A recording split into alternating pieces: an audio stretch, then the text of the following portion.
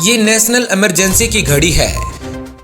नमस्कार दर्शकों, स्वागत है आप सबका ऐसे न्यूज के इस स्पेशल प्रोग्राम खबरों की खबर का सच में। आज के कार्यक्रम में हम बात करेंगे भारत में कोरोना वायरस की दूसरी लहर से उत्पन्न हुई नेशनल इमरजेंसी जैसी स्थिति के बारे में और साथ ही दुनिया के अन्य देशों की स्थिति पर भी एक नजर डालेंगे और अंत में आपको बताएंगे कि कौन कर सकता है कोरोना के वायरस का अंत। इस समय पूरा विश्व कोरोना महामारी से जूझ रहा है, पर भारत में हालात बद से बदतर हो चुके हैं। कोरोना महामारी से दुनिया के कई देशों में भयानक स्थिति उत्पन्न हो चुकी है। अभी तक अकेले भारत देश में ही कोरोना से मरने वालों की संख्या लाखों में पहुंच चुकी है। हाई कोर्ट और सुप्रीम कोर्ट ने तो केंद्र सरकार को गहरी फटकार लगाते हुए कहा है कि लोगों को समय पर इलाज की सुविधा न मिलने से देश में नेशनल इमरजेंसी जैसी स्थिति उत्पन्न हो गई है। पिछले साल यानी 2020 में इस बीमारी के पहले स्ट्रेन ने जिस रफ्तार से हड़कंप मचाना शुरू किया था, उसमें प्रतिदिन लगभग 1 लाख के आसपास मरीज संक्रमित पाए जाते थे और करीबन 200 लोग प्रतिदिन अपनी जान गंवा रहे थे। उस समय लॉकडाउन की स्थिति ने करोड़ों लोगों की जिंदगी को तहस नहस कर दिया था। लेकिन अब की बार कोरोना का अब दूसरा स्ट्रेन पहले से भी अधिक घातक रूप बनाकर भारत में और पूरे विश्व में प्रवेश कर चुका है। यह स्ट्रेन इतना खतरनाक है कि पहले के मुकाबले लगभग 2 गुना ज्यादा तेजी से फैल रहा है। साथ ही देश में प्रतिदिन 2.5 लाख से अधिक मामले सामने आ रहे हैं। वहीं मृत्यु का आंकड़ा प्रतिदिन 2000 के पार पहुंच रहा है। लोगों को सांस लेने में दिक्कतें हो रही हैं। इसी के चलते मौत का सिलसिला जारी है। दुख की बात तो ये है कि देश के लगभग हर राज्य में ऑक्सीजन की कमी देखी जा रही है। अब तक सैकड़ों लोगों की जान ऑक्सीजन की कमी के कारण जा चुकी है। दरअसल एक सर्वे के मुताबिक भारत में प्रतिदिन जितना ऑक्सीजन पैदा किया जाता है, उसमें से केवल 15% ऑक्सीजन ही अस्पताल और चिकित्सा सेवाओं के लिए दिया जाता है। अन्य ऑक्सीजन फैक्ट्री और अन्य प्रोडक्शन कंपनियों में प्रयोग किया जाता है।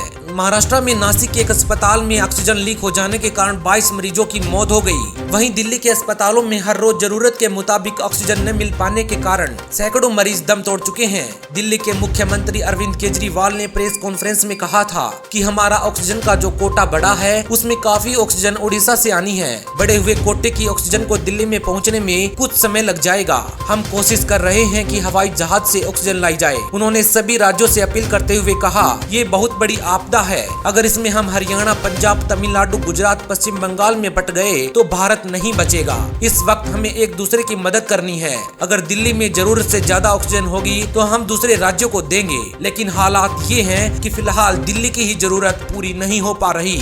शवों की लग रही हैं लंबी लंबी कतारें।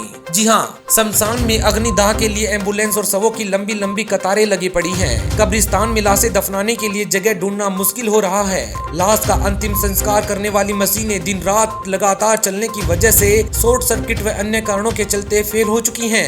विद्युत शवदाह की भट्टियां दिन रात धधक रही हैं। संक्रमितों के शवों को दिन रात भट्टियों में जलाया जा रहा है। संक्रमित शवों के परिजनों को अंतिम संस्कार के लिए 5 से 7 घंटे का इंतजार करना पड़ रहा है। अपने प्रियजनों की अस्थियों को लेने के लिए शमशान गृह आदि में टोकन की व्यवस्थाएं की गई हैं। टोकन के हिसाब से 2 या 3 दिन के वेटिंग के बाद अस्थियों को इकट्ठा किया जा रहा है। कोरोना से हो रही मौतों ने धर्म के अंतर को भी मिटा दिया है, क्योंकि कई जगह तो ऐसा देखा गया है कि समय की कमी के कारण कब्रिस्तान में हिंदुओं की लाशों को दफनाया जा रहा है। अधिकतर सभी अस्पतालों में देखा जा रहा है कि बाहर कॉरिडोर में ही मरीजों को रखने की व्यवस्था करनी पड़ रही है। वहीं दूसरी ओर मंदिरों मस्जिदों को कोरोना मरीजों के लिए अस्पतालों में तब्दील किया जा चुका है, जो कि शायद आगे चलकर धर्म और नफरत की खाई को भरने में शायद काम कर सकता है। लोग प्लाज्मा के लिए व्हाट्सएप, फेसबुक, ट्विटर आदि सोशल मीडिया के माध्यमों का इस्तेमाल कर रहे हैं ताकि जरूरतमंदों को समय पर मदद दिलाई जा सके। वैक्सीन की कालाबाजारी करने के मामले भी सामने आ रहे हैं। इसके अलावा रेमडेसिविर इंजेक्शन की कालाबाजारी करने वाले व्यक्ति मजबूर लोगों से हजारों रुपए वसूल रहे हैं। जितनी डिमांड है उतनी वैक्सीन की सप्लाई नहीं होने की वजह से लोगों के बीच अफरा तफरी का माहौल देखने को मिला है। कई लोग सोशल मीडिया पर प्रधानमंत्री मोदी को वैक्सीन को भारत से पहले दूसरे देशों में निर्यात करने वाले फैसले की जमकर आलोचना करते दिखाई दिए। एंटी वायरल ड्रग रेमडेसिविर की किल्लत की 2 बड़ी वजह हैं। पहली तो ये कि कोरोना के मामलों में अचानक आई तेजी, जिससे डिमांड काफी बढ़ गई। वहीं दूसरी बड़ी वजह ये है कि जनवरी और फरवरी में कंपनियों ने इस दवा का प्रोडक्शन काफी कम कर दिया। अचानक रेमडेसिविर की किल्लत होने पर सरकार को इसके निर्यात पर पाबंदी लगानी पड़ी। अभी तक 38 लाख रेमडेसिविर इंजेक्शन हर महीने बनते थे। अब इसे 78 लाख तक बढ़ाने के लिए कहा जा चुका है। बंगाल की चुनावी रैलियों ने बढ़ाया कोरोना का ग्राफ। बंगाल में सत्ता पर काबिज होने की ललक में प्रधानमंत्री से लेकर ममता बनर्जी तक ने आम जनता की जान को ताक पर रख दिया।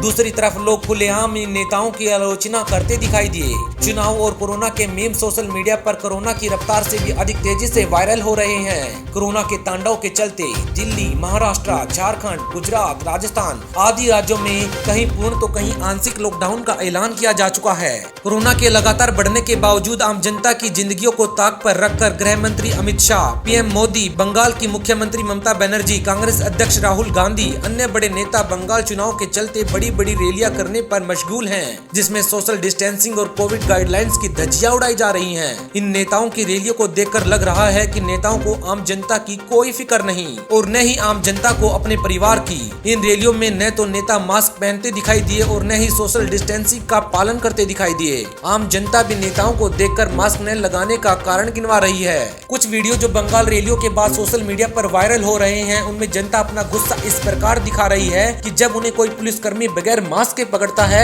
और चालान काटने की बात करता है तो लोग वीडियो बनाकर उन्हें सोशल मीडिया पर वायरल कर देते हैं और कहते हैं कि नेताजी बिना मास्क और बिना 2 गज की दूरी बनाए रखते हैं और रैलियों पर रैलियां करते जा रहे हैं, उनका चालान क्यों नहीं काटा जा रहा। विचार कीजिएगा दोस्तों। भारत का संविधान देश में राजा से लेकर भिखारी तक सभी को एक कानून के दायरे में रखता है। देश के आला मंत्री, पुलिसकर्मी, अधिकारी से लेकर सामान्य नागरिक सब एक जैसे नियम और कानून में बंधे हैं। तो क्या देश की जनता सरकार की गुलाम है? दुनिया के अन्य देशों में कोरोना के हालात पर भी एक नजर डाल लेते हैं। जहां भारत कोरोना से लड़ने में बुरी तरह से फेल हो चुका है, वहीं दूसरी ओर इजराइल कोरोना से 100% मुक्त हो चुका है। तो वहीं कुछ यूरोपियन देशों में कोरोना की तीसरी लहर ने उत्पात मचा रखा है। हालांकि पूरे विश्व में भारत की स्थिति अभी भी सबसे ज्यादा भयानक है। इसके अलावा अमेरिका जैसे देशों में प्रतिदिन 25,000 से ज्यादा के मामले सामने आ रहे हैं। ब्रिटेन में कोरोना से लड़ने के लिए टीकाकरण की प्रक्रिया बहुत ज्यादा तेज कर दी गई है। साथ ही माइक्रो कंटेनमेंट जोन की नीति को अपनाया जा रहा है। आइए अब ये जानने की कोशिश करते हैं कि क्या कोई ऐसी वैक्सीन है जो मरीजों को ठीक करने की 100% गारंटी लेती है। ऐसे कठिन समय में आखिर कैसे अपना बचाव किया जा सकता है। दोस्तों, हम सबको चाहिए कि सद्भक्ति रूपी वैक्सीन लगवाएं, जो हमारी शारीरिक परेशानियां दूर करने की 100% गारंटी लेती है और साथ ही पूर्ण मोक्ष भी दिलवाती है। जगत गुरु तत्वदर्शी संत रामपाल जी महाराज जी से नाम दीक्षा लेकर पूर्ण परमात्मा कबीर साहब जी की भक्ति करने से सभी जानलेवा बीमारियां दूर हो जाती हैं। हमारे पवित्र वेद इस बात का प्रमाण है कि सभी आत्माओं के जीवन रक्षक केवल बंदी छोड़ कबीर साहब जी ही हैं। कोई भी बीमारी मनुष्य को उसके पिछले जन्मों में किए गए पाप कर्मों से हुआ करती है। पूर्ण सतगुरु की कृपा सभी पाप कर्मों को नाश कर देती है। आप सब अपनी आंखों से देख रहे हैं कि अस्पतालों में, सड़कों पर, ऑटो में, गाड़ियों में, घरों में लोग कोरोना से दम तोड़ रहे हैं। डॉक्टर रो रहे हैं कि उनकी आंखों के सामने मरीज दम तोड़ रहे हैं। ऐसी स्थिति जहां केवल भगवान ही एकमात्र सहारा है जो मनुष्य को असमय मृत्यु से बचा सकता है। वर्तमान समय में पूरे विश्व में सतगुरु बंदी छोड़ सतगुरु रामपाल जी महाराज ही एकमात्र ऐसे वैद्य हैं और डॉक्टर हैं जो सभी मनुष्य को 100% शारीरिक लाभ देने में सक्षम हैं। केवल संत रामपाल जी महाराज ही इस कोरोना वायरस को निरस्त कर सकते हैं। इस वीडियो को देखने वाली सभी भाई बहनों से प्रार्थना है कि कृपया संत रामपाल जी महाराज जी की शरण में आएं और इस महामारी से निजात पाकर अपनी जीवन रक्षा करवाएं। धन्यवाद दोस्तों।